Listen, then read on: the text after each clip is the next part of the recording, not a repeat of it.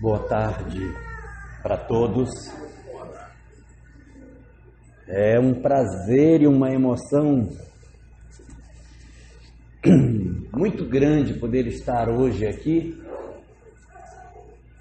até porque entrar no templo maçônico me faz muito relembrar meu pai.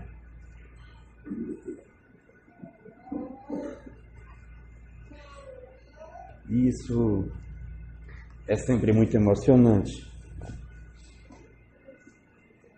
Mas o nosso objetivo hoje aqui é nós conversarmos sobre o conhecimento que foi adquirido ao longo da história nos diversos povos antigos sobre o que seja exatamente o existir, sobre o que seja a nossa vida e o que se esconde para além dos nossos conhecimentos científicos que às vezes são tão imprecisos para definir o que seja exatamente a vida.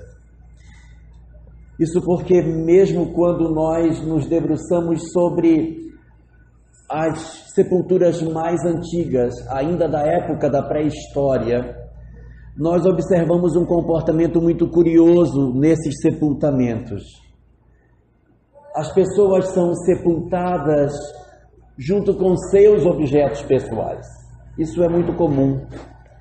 Então, junto com o corpo daquele que estava sendo sepultado, já na época da pré-história, se colocava junto os objetos que, de certa maneira, essa pessoa usou durante a vida. Seu arco, sua flecha, suas vasilhas, todas aquelas coisas que eram de seu uso. E isso nos leva a uma grande questão. Por que motivo você colocaria os objetos que a pessoa usou se ela já está morta? Que sentido teria que nós colocássemos isso junto com o sepultado? A razão pela qual esse fenômeno acontecia era exatamente pelo fato de que esses povos, mesmo sendo pré-históricos, tinham a compreensão de que a vida não terminava na hora que a morte chegava. Eles tinham a ideia de que mesmo depois que nós estávamos chamadamente mortos, algo de nós sobrevivia e que esses indivíduos iriam precisar de seu arco, de sua flecha, de seus objetos pessoais para que eles pudessem viver nesse outro mundo. E o curioso é que isso não acontecia somente em um povo específico. Os povos primitivos, todos da época da pré-história, tinham como prática o sepultamento das pessoas junto com seus objetos pessoais. Isso acontece até mesmo aqui no nosso Brasil. Os índios do nosso país tinham os chamados sambaquis, que é onde você sepulta as pessoas. Ali dentro, objetos pessoais também são colocados. É levado esse conhecimento e essa prática para diversos povos do passado. E se nós formos observar a cultura egípcia, tão estudada, tão conhecida da ordem, nós vamos observar que ali, junto dos sarcófagos, eram colocados pão, suas carruagens, seus colares, seus objetos. O próprio corpo do faraó era embalsamado. Qual era o sentido que isso tinha? Por que isso era feito? É porque também no Egito Antigo, isso herdando essa cultura desde lá de trás, já se tinha a compreensão de que algo sobrevivia em nós depois da morte. Esse nosso contato com a realidade espiritual que existe em redor de nós, ele é muito antigo, ele nasce, na verdade, junto com a estruturação do conhecimento humano. Quando a gente se debruça sobre a história das religiões, nós vamos encontrar uma obra religiosa que foi concebida, embora ela tenha sido escrita mesmo depois, mas ela constituiu seus fundamentos basicamente 5.800 anos antes do nosso tempo de agora.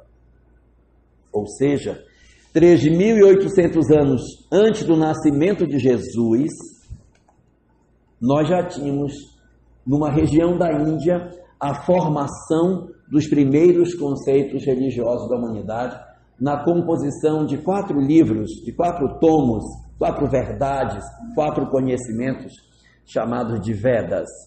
Os Vedas são assim chamados porque Veda em sânscrito é conhecimento. Então, os Vedas eram os conhecimentos. Eram 4 conhecimentos sobre todo tipo de assunto, mas o mais grosso e mais importante deles é o Rig Veda, que discutia exatamente a mesma coisa que o Egito Antigo também discutia. Nos Vedas, nós também vamos encontrar a ideia de que a alma sobrevive ao corpo, de que existe algo além daquilo que a gente imagina que seja a matéria, e que, portanto, essa característica que o ser humano possui sobreviveria ao corpo.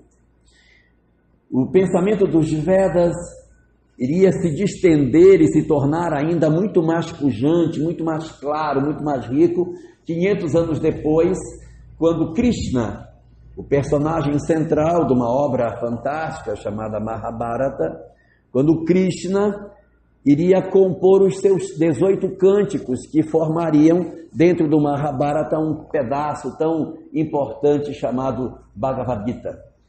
O Bhagavad Gita é a parte mais nobre dentro do grande poema que o Mahabharata é. Se nós fizéssemos uma comparação com o Ocidente, o Mahabharata está para a Bíblia, assim como o Bhagavad Gita está para o Evangelho. Em outras palavras, dentro de um grande texto, existe um pedaço muito importante, que é onde a pessoa mais esperada aparece e fala seus pensamentos. A mesma coisa acontece. Mahabharata tem o Bhagavad Gita, a Bíblia teria os Evangelhos. Então, dentro do Bhagavad Gita, Krishna traz uma série de informações interessantíssimas e indo além das discussões que os próprios Vedas haviam trazido, ele distende os conceitos e traz informações muito mais nítidas sobre o processo de evolução dos homens, a migração das almas, o processo do renascimento, a sobrevivência da alma do corpo, as questões do mundo espiritual que existe e do processo de encontro com a própria consciência do lado de lá da vida, considerando que nós, depois que transpomos a fronteira da chamada morte, iríamos entrar num momento em que a gente reflete sobre o que fez, sobre os nossos erros e acertos, sobre as nossas virtudes, sobre as nossas imperfeições. Isso levou a uma ideia em que as diversas religiões antigas, para não dizer todas, mas a quase totalidade delas, trazem um conceito muito próprio, e o próprio cristianismo também tem esse conceito, que é o conceito de uma balança após a morte, que julga as pessoas. Então, tem uma balança de 2 pratos, aonde as pessoas são julgadas, e a partir das condutas e dos conhecimentos, elas são absolvidas ou são condenadas. Dentro do Egito Antigo é muito comum e muito recorrente uma cena muito típica, que é o julgamento de Osíris. Quando a gente vai para o estudo do povo egípcio, tão discutido nesta casa, nós observamos que os egípcios traziam informações muito curiosas sobre isso e mostravam que após a morte, a alma do chamado faraó era conduzida, igual os demolês,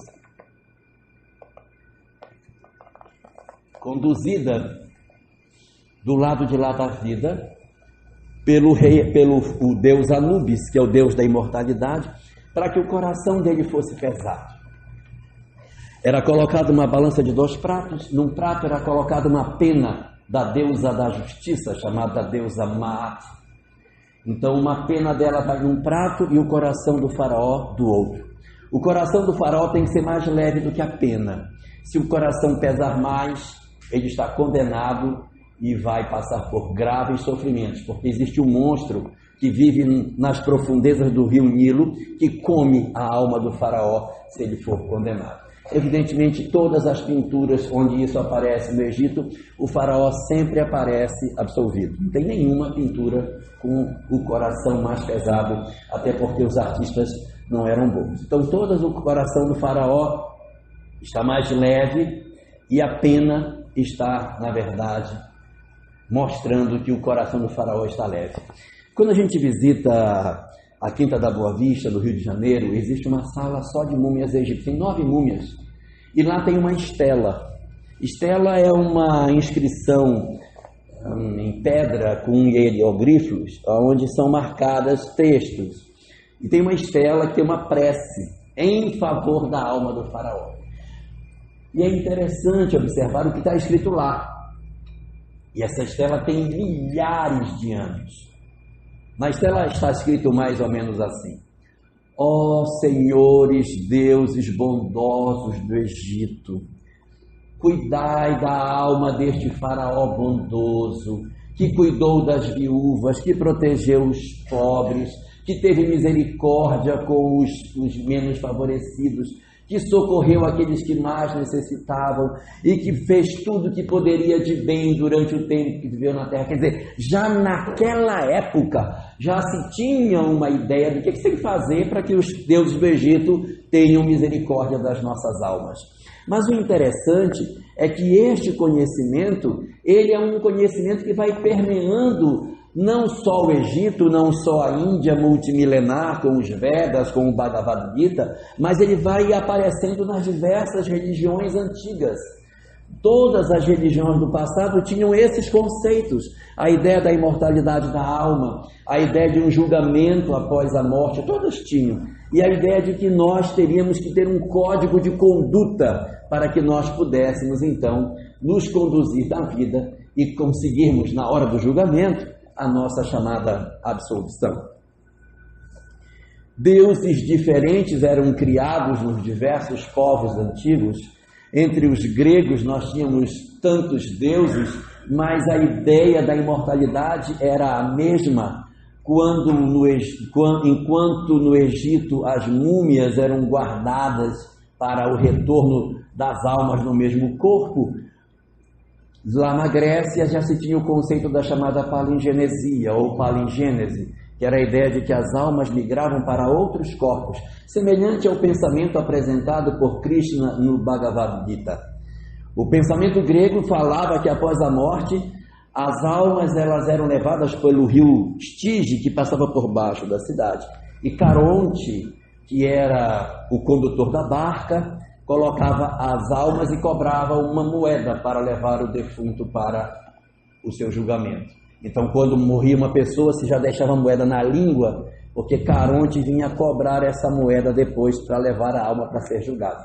Então, ele descia pelo rio, levando o que ia ser julgado, havia um tribunal, balanças novamente, e as almas seriam, ou elas iriam para os Campos Elíseos, que é aquela famosa avenida lá de Paris, Champs-Élysées são os Campos Elíseos, ou ia para o Hades, que era um local de sofrimento. Ali, aqueles que fossem condenados iam ficar sofrendo no Hades, até que eles, então, retomassem a condição de renascimento para resolver as pendências que teriam. E isso era assim, os povos antigos tinham todas essas características. E entre esses povos havia um particularmente muito singular, e pelo que vejo muito presente neste ambiente, que é o povo hebreu. As pessoas têm muito a tendência de enxergar o judaísmo pelo conhecimento expresso na Torá, como se o judaísmo expresso dentro da forma literal fosse a sua expressão mais forte. Mas, na verdade, na medida em que a gente se debruça sobre o conhecimento judaico, levantamos o véu e conhecemos o que se esconde daqueles chamados vulgos e aprendemos o que está consignado como conhecimento judeu desde épocas muito antigas, com o nome de Cabala, nós começamos a entender a vida de uma forma diferente. Porque o conhecimento da Cabala, ele é convergente com todas essas coisas. Quando nós levantamos o véu para descobrir o que é a Cabala, Cabala em hebraico vem do verbo Kabbalah, que significa receber, aceitar. É como se fosse assim: toma, eu estou te dando esse conhecimento. Pega esse conhecimento para você. Te apropria disso que vai te fazer bem. Se nós tivéssemos Kabbalah, se nós tivéssemos recebido esse conhecimento lá atrás, a nossa caminhada teria sido muito diferente. Mas nós rejeitamos o processo de compreensão desses saberes e fez com que essas informações ficassem apenas segregadas a um pequeno grupo de pessoas que eram os sacerdotes do templo, assim como no Egito Antigo, só os sacerdotes do templo tinham as informações mais preciosas da religião, enquanto o povo consumia uma religião diferente. Mas os sacerdotes de Amon, no Egito, conseguiam entender as coisas de forma distinta. E é dentro dessa cabala, do conhecimento que ela nos traz, que novamente as mesmas ideias, ditas às vezes com outras palavras, mas as verdades convergentes, porque a lei da natureza é uma só e, portanto, ela não se contradiz. Aonde existe contradição é porque nós esbarramos no espírito humano, porque o mesmo Senhor é o inspirador de todas as religiões. Então, se as religiões divergem, é porque nós estamos esbarrando nos aspectos humanos que ela possui. Na hora que as religiões convergem, nós estamos falando do aspecto divino que elas possuem. Então, a convergência dos conceitos da imortalidade da alma, do julgamento dos espíritos após a morte e de todos os conjuntos de ideias que estavam colocados na Cabala seriam surpreendentes. A Cabala possui um conjunto de ensinamentos que, se nós nos debruçássemos sobre ela durante toda a vida, nós não sairíamos das páginas iniciais. A Cabala tem mais de 3.000 anos, são aproximadamente 3.800 anos que a gente tem de construção de conhecimento, de debruçar, de estudos, de análises. E são inúmeras as obras que foram compostas para tentar apresentar a nós as questões da Cabala. Um dos nossos maiores estudiosos desse assunto na Judéia antiga é o Rabi Akiva, maior nome de judaísmo da época antiga. Rabi Akiva formou 24.000 discípulos estudiosos da Cabala. Mas o Império Romano entrou em conflito com os judeus da época e os seus discípulos foram todos assassinados pelo Império Romano. Apenas 9 sobreviveram. Entre os 9, um deles se destacava, Rabi Shimon Bar Yochai, discípulo de Akiva. E quando acontece a matança de todos os seus discípulos, Rabi Akiva diz para Rabi Shimon: nós não podemos perder o conhecimento que a gente tem sobre o que é a vida, o que é a imortalidade, essas coisas. Você vai escrever um livro. E Rabi Shimon, então, durante 13 anos, se esconde numa caverna e escreve uma obra chamada O Livro do Esplendor, em hebraico, Zohar. O Zohar vai ser a síntese de tudo aquilo que se poderia buscar, se conhecer e se descobrir. E é impressionante a nitidez dos conceitos que a Cabala coloca isso lá nos tempos imemoriais. Ela apresenta uma rota de crescimento, um conjunto de verdades pelas quais nós temos que trilhar para alcançarmos a perfeição, chamada de Etz Chaim, a árvore da vida, com as suas 10 sefirot, nas quais as almas vão progredindo, caminhando por cada uma delas, até alcançar a plenitude da conexão com o Criador, passando por Malhut, Netzach, Yesod, Hod, Tiferet, Gevurah, Hormah, Binah, até Keter, no topo. Então essa caminhada que nós temos para alcançar a perfeição é o grande caminho para a transformação nossa. Mas quando a gente se debruça com mais nitidez sobre os conceitos que a Cabala possui, ela nos traz coisas interessantíssimas. Nos diz, por exemplo, a Cabala, que todos nós renascemos porque temos um propósito. Diz assim a Cabala, que antes de nós renascermos estamos no mundo espiritual. E ali no mundo espiritual faz-se uma programação daquilo que se tem para fazer. Todos nós, no dizer cabalístico, antes de renascer, traçamos um roteiro do que nós iremos realizar na Terra. Nós temos um desenho daquilo que vai nos acontecer. Não que necessariamente aquilo que está programado vai se dar. Segundo a Cabala, nós não programamos o nosso futuro, porque o futuro não existe. Mas nós programamos o que de melhor podemos fazer. Então, segundo o conceito cabalístico, nós renascemos. E nesse renascimento, nós possuímos dentro de nós duas coisas que são muito fortes dentro das nossas vidas: a realização das grandes coisas e a realização das pequenas coisas. Porque, segundo o que a Cabala fala, nós não nascemos para realizar somente coisas grandes. O nosso objetivo não é só realizar coisas gigantescas.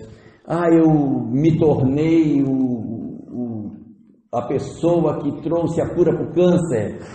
Eu sou a pessoa que trouxe a paz para o Oriente Médio. Eu criei uma instituição para abrigar pessoas em condição de desamparo.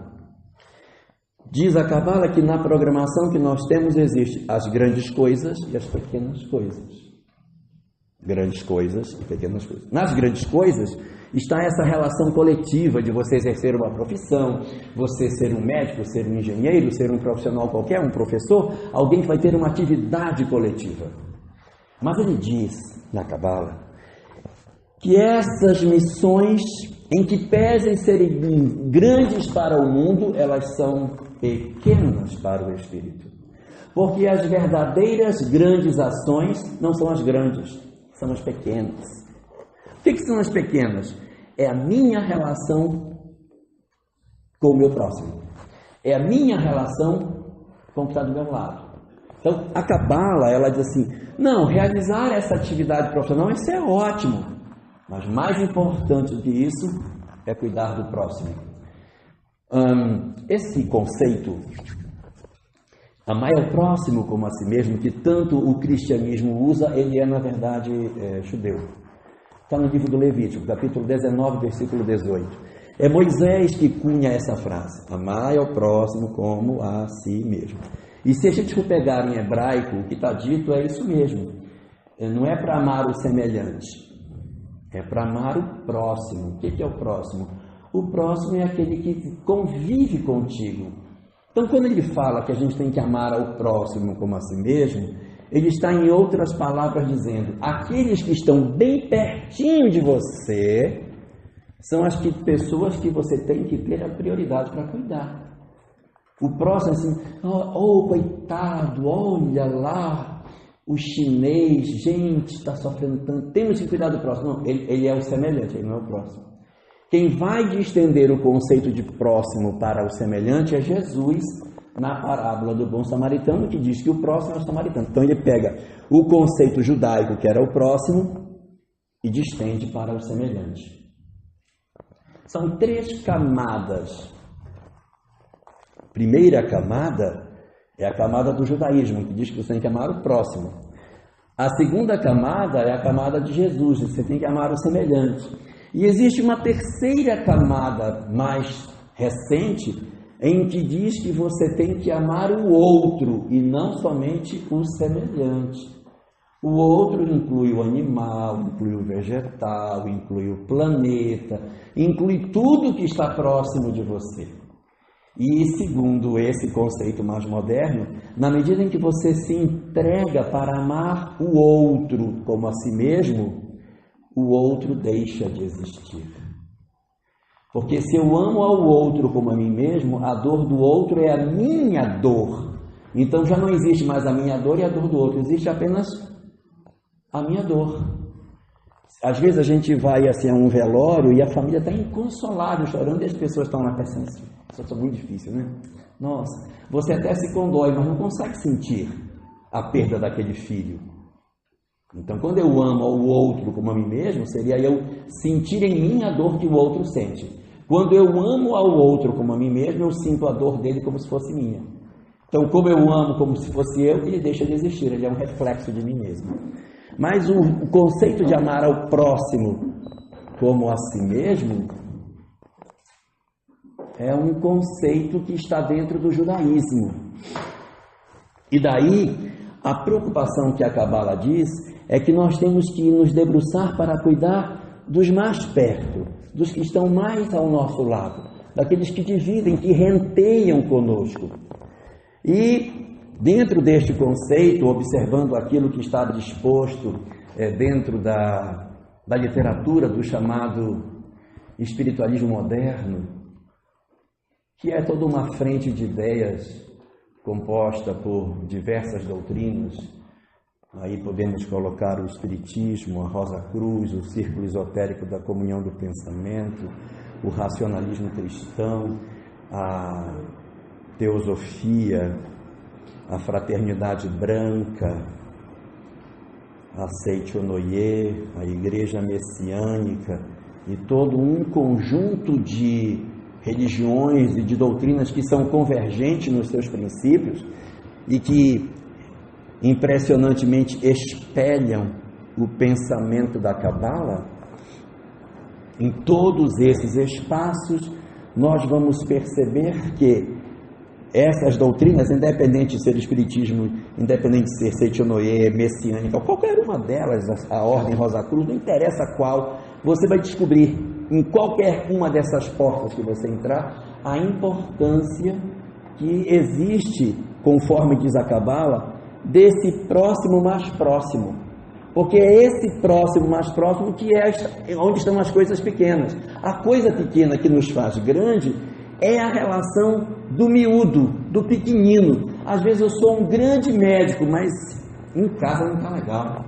Então a gente fica igual aquela formiguinha que fica presa pela perna. Ó sol, derrete a neve que prende o meu pezinho. A gente faz coisas grandes, mas está preso por conta dessas questões. Nesse sentido, portanto, existe dentro da Cabala um conceito muito curioso sobre isso, que diz assim: as grandes almas não são as que fazem as grandes coisas.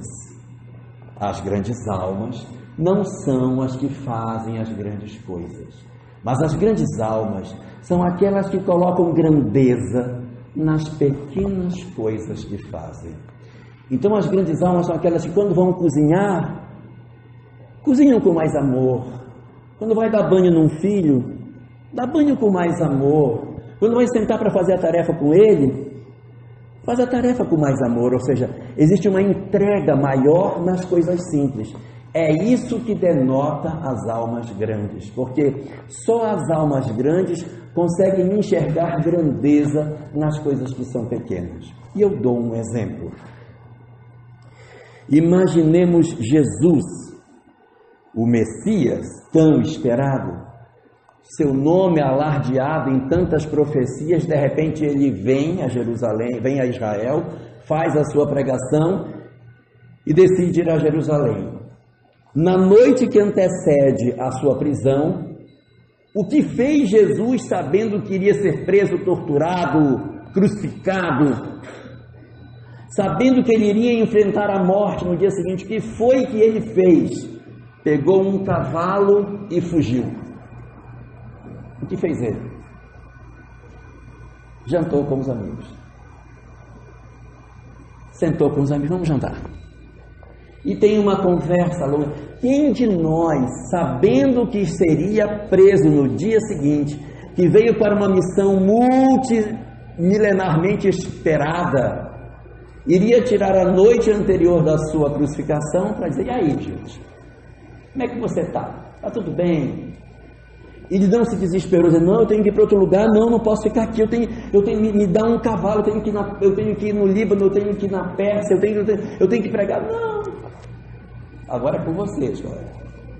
Fiz a tarefa bem direitinho. Então isso é colocar grandeza nas coisas pequenas, é estar próximo daqueles que são próximos de nós, porque se nós não fizermos assim, nós vamos perder a nossa bússola. Essa preocupação assim tão forte ocorre porque se a gente se desconectar daqueles que são o nosso próximo mais próximo, nós vamos perder o sentido de todas as coisas.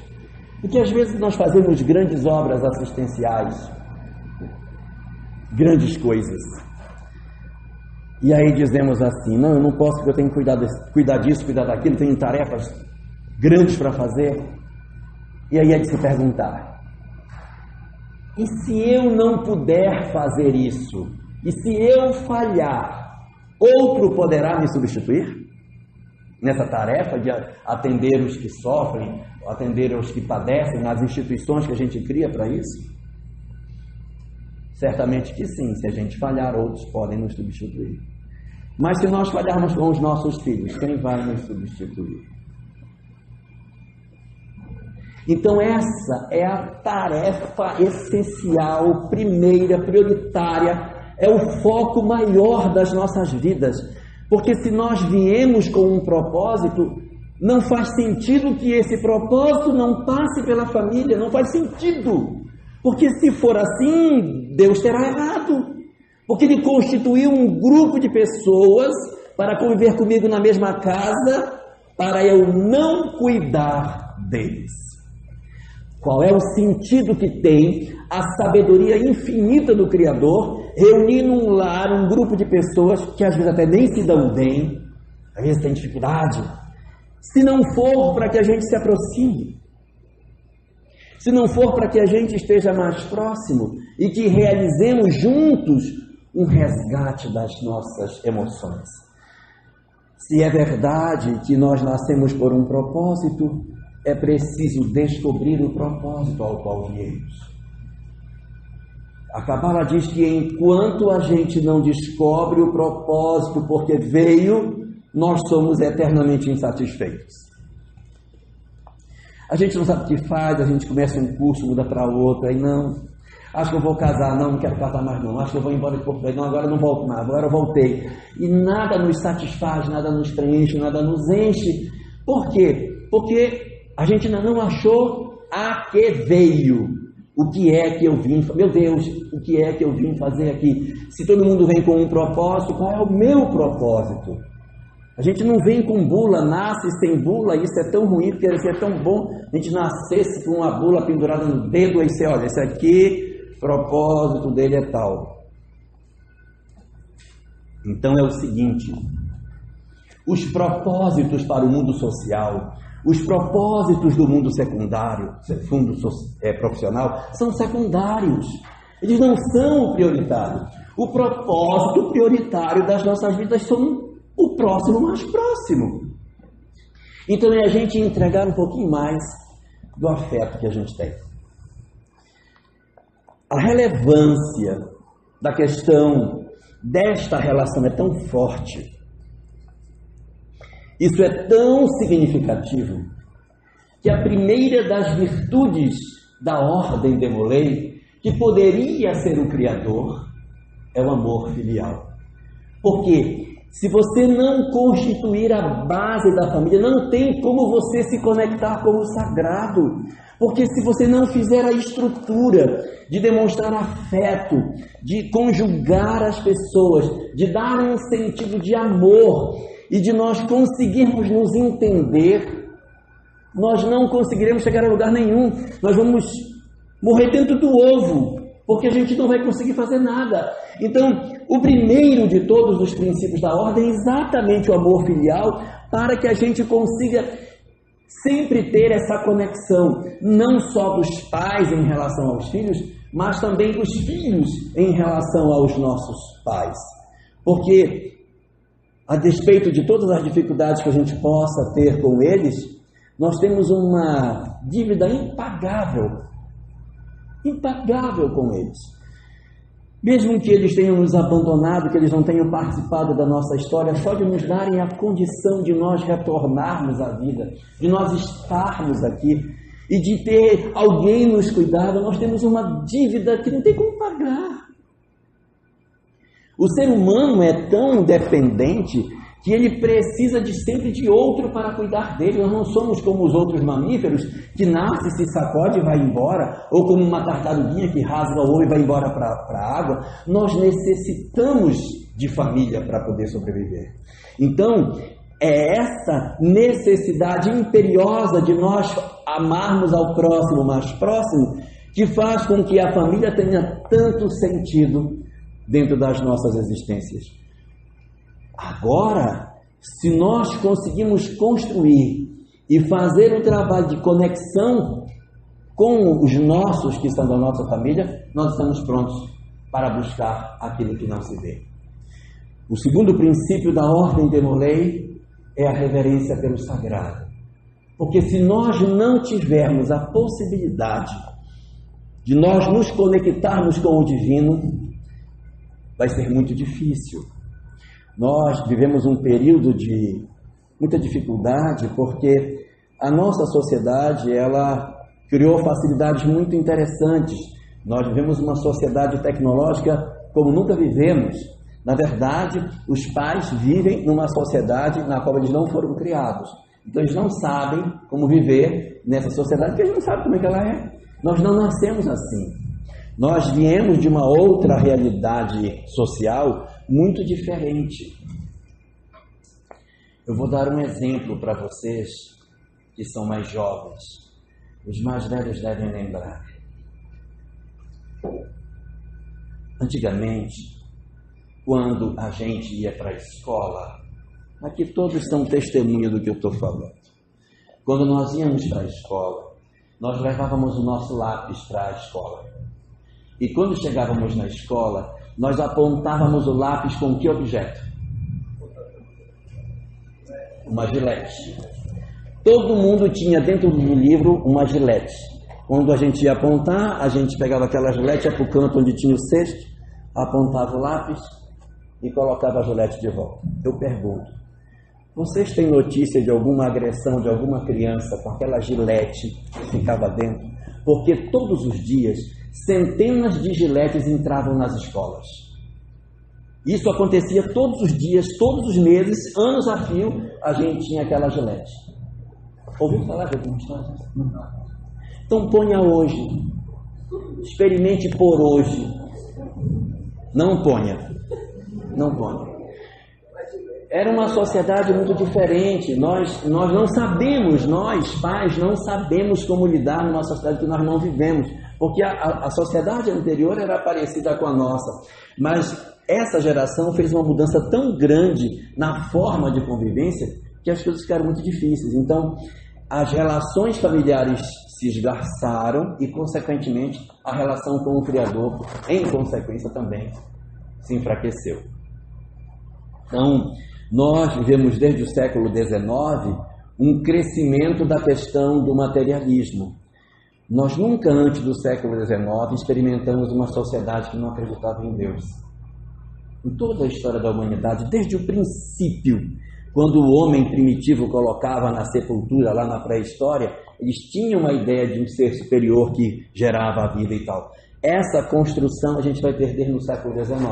É quando a gente desconstrói esse conceito de religião e nós herdamos a sociedade que a gente vive, uma sociedade descrente, cheia de ceticismo, onde as fés não encaixam, com algumas razões, porque realmente havia muitas expressões de religião extremamente danosas, castradoras, inebriantes, que Marx chegou até a dizer que a religião era o ópio do povo porque embriagava as pessoas.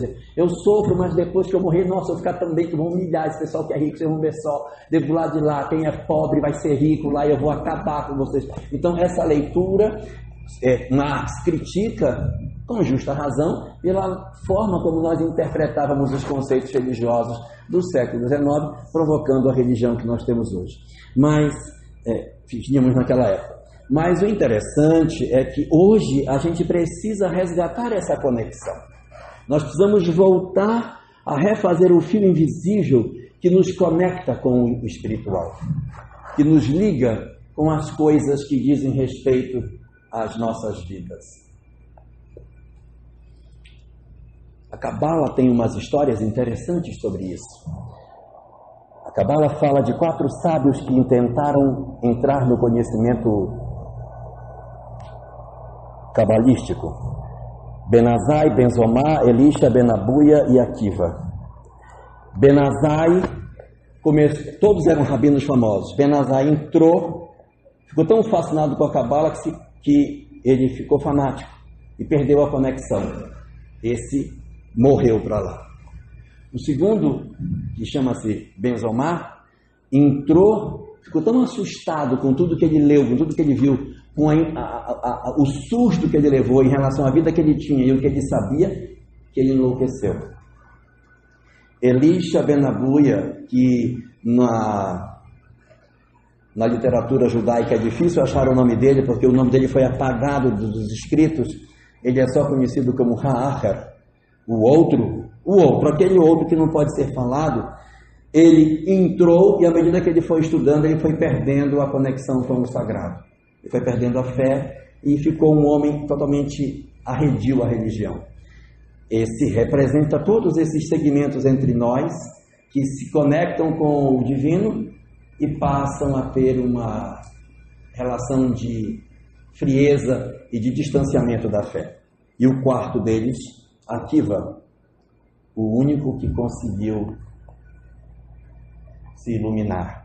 O primeiro entrou e não saiu, o segundo não tinha entrado e quis sair, o terceiro não tinha entrado e também não quis sair, e quarto foi Akiva, o único que entrou e saiu. E ele só entrou e saiu porque quando ele entrou, ele já estava em paz com ele mesmo. Porque quem entra sem estar em paz, encontra tantos conflitos que fica incomodado. Então, essa é a necessidade que a gente tem de desenvolver a nossa capacidade de nós nos conectarmos, porque nós estamos criando uma sociedade extremamente exclusivista, uma sociedade individualista, uma sociedade onde, por conta das redes sociais, e eu não estou falando mal dela, mas da forma como nós as usamos, nós nos afastamos das pessoas, nós estamos longe dos outros, nós nos distanciamos tanto de Deus, como nos distanciamos das pessoas. A tecnologia, ela é tão complicada que ela aproxima quem está longe, mas afasta quem está perto. Então você consegue se conectar com pessoas que estão lá do outro lado do mundo, mas quem está do seu lado, você perde o poder de se conectar com essas pessoas. Então isso acaba fazendo com que a gente vá ficando distante e não perceba as coisas que se passam ao nosso redor. Necessidade de nós desenvolvermos a capacidade de sermos capazes de auxiliar as pessoas, de percebermos o que elas têm, de sermos pessoas diferenciadas na sociedade. Você vê que alguém precisa de alguma coisa, você conceder a ela a permissão de alguma coisa, você estar atento para ela, que vai muito ao encontro do nosso ponto dentro da ordem da minha lei, na sua terceira virtude, que é a cortesia. Nós não podemos perder o dom de sermos corteses com as pessoas, porque nós vivemos em sociedade, nós somos um ser gregário. E é esse gregário de cortesia que nos conduz para a quarta virtude que nós encontramos dentro da ordem, que é a questão do companheirismo. Nós nunca vamos poder caminhar se nós formos sozinhos. Nós estarmos juntos é muito importante. Existe uma obra espírita chamada Paulo e Estevão, uma obra muito conhecida. E nessa obra Paulo e Estevão tem um pedacinho dela que fala a respeito de um personagem chamado João Marcos, que era um jovem adolescente que seguia com Paulo e Barnabé nas suas pregações. Só que ele ficava sempre de mau humor. A mãe mandou levar João Marcos na viagem, eles levaram, mas João Marcos, nossa, bem burrado, cozinhava de má vontade, fazia as coisas de má vontade. Aí Paulo reuniu com Barnabé e disse: olha, não vai dar para o menino ficar conosco, ele está fazendo as coisas tudo de má vontade, não vale a pena ele ficar, não faz sentido. A gente não pode fazer as coisas assim, emburrado, com raiva, vamos fazer porque quer. Vamos fazer o seguinte, nós vamos ter que voltar a Jerusalém, então quando a gente for, a gente já vai com o garoto e já deixa ele com a mãe. Então pronto, vamos fazer isso, a gente vai voltar, vai deixar o menino lá. E Paulo disse: tudo bem, a gente vai deixar, mas antes eu quero ter uma conversa com ele. E aí o que ele disse para João Marcos? Eu queria deixar para vocês.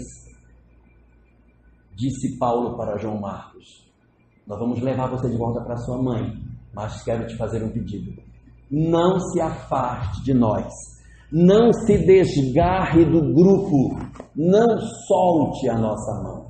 Porque, aí diz ele textualmente, nós caminhamos para Jesus em fila, um segurando na mão do outro. Se você soltar a nossa mão, e a gente conhece muitas pessoas adormecidas que soltaram a mão e que agora para pegar a mão do sujeito de volta está difícil. Então, se você soltar a nossa mão, você vai se perder de nós, você vai se misturar.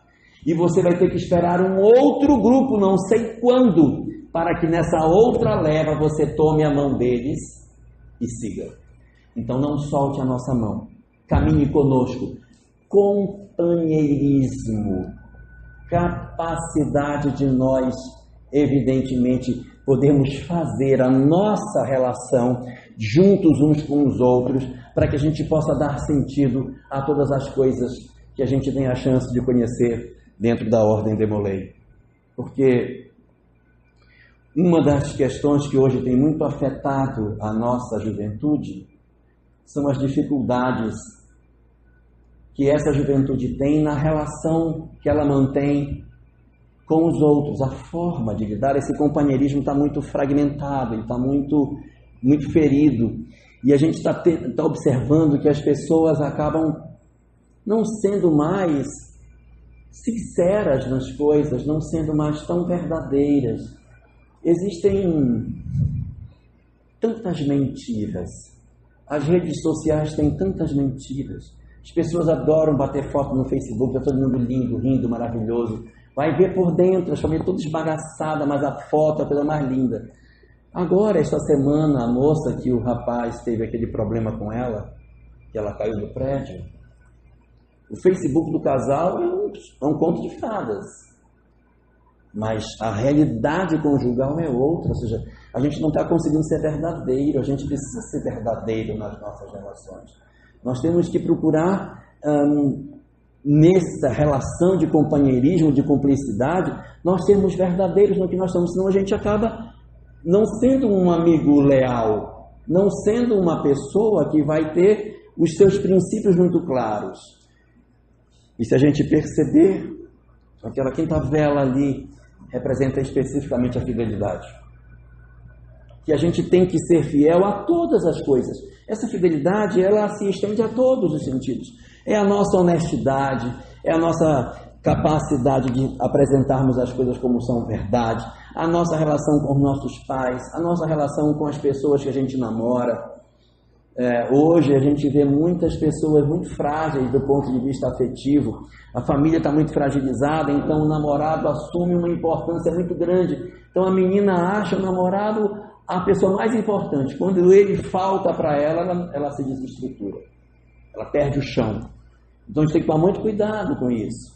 Então nós não podemos brincar com o sentimento de ninguém, nós não podemos agir de forma que amanhã a gente se sinta, até que não seja verdadeiro, mas que a gente se sinta culpado por aquilo que o outro fez. A gente carregue para nós culpas que não são nossas. Então é importante que a gente mantenha a fidelidade de todos os nossos propósitos, de todos os nossos sentimentos, de todas as nossas verdades, para que a gente consiga fazer um trabalho que nos conduza a ter uma vida mais correta, uma vida mais reta, não é? Hoje, a droga, ela tem assumido proporções inimagináveis na nossa sociedade.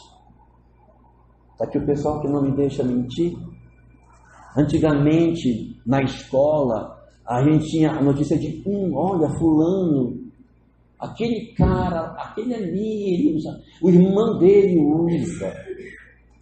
Hoje, ainda assim, olha, aquele ali não usa, aquele outro também não usa, mas o resto está tudo... Eu vou dar um dado do IBGE para vocês, esse dado é oficial do IBGE. O percentual de meninas, eu disse meninas, percentual de meninas, adolescentes, que já tiveram contato com álcool, é maior do que o percentual de meninos, na mesma faixa de idade, que já tiveram contato com álcool. Cabe na cabeça de quem um negócio desse? Mas sabe por que isso acontece? Porque a menina namora um cara que é mais velho que ela. Ela tem 16, ela namora um cara que tem quantos anos? Tem 19, tem 20, tem 18, sei lá. Então ele já está no mundo adulto, ela não está. Então ele a arrasta e ele acaba fazendo com que ela experimente coisas que não são ainda da idade dela. Se é que algo tem a idade para se usar. E já um menino de 16 anos, coitado dele, quem vai levar ele para algum canto? Né? Não tem nem dinheiro, como é que ele vai sair? Então, as meninas, uma menina com 16 anos, ela é uma moça formada, ela é uma pessoa, é uma mulher. E um menino de 16 anos, sem nenhum demérito, os meninos de 16 anos que não são demolei, coitado deles. Coitado deles.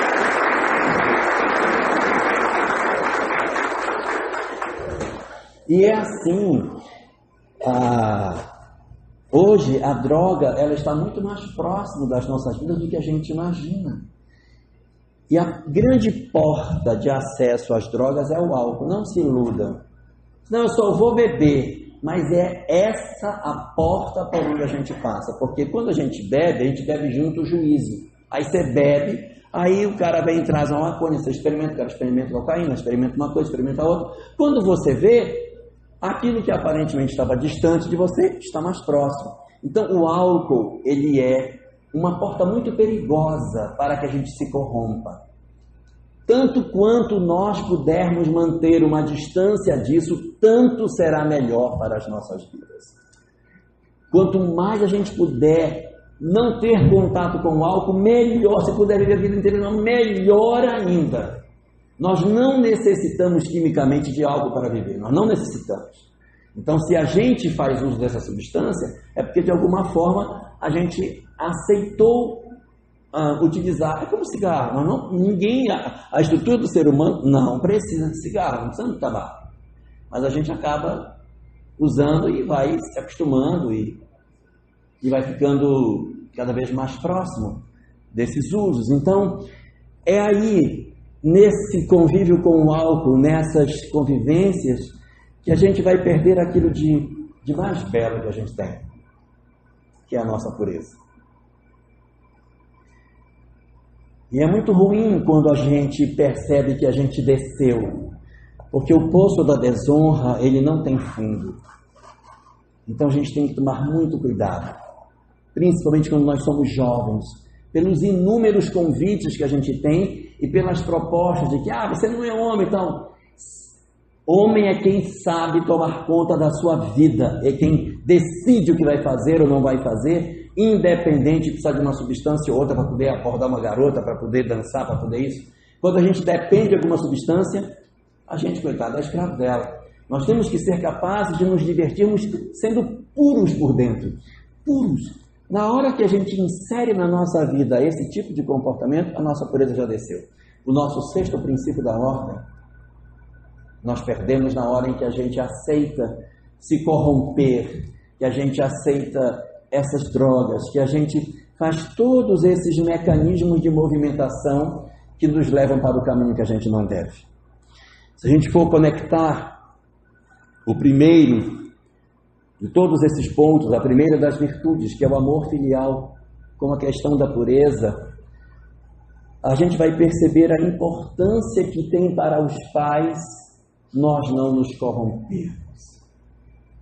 Como é saudável para nós vermos os nossos filhos e olharmos neles e termos orgulho da pureza que eles ostentam. Entre os 10 mandamentos da lei judaica, são 10 mandamentos.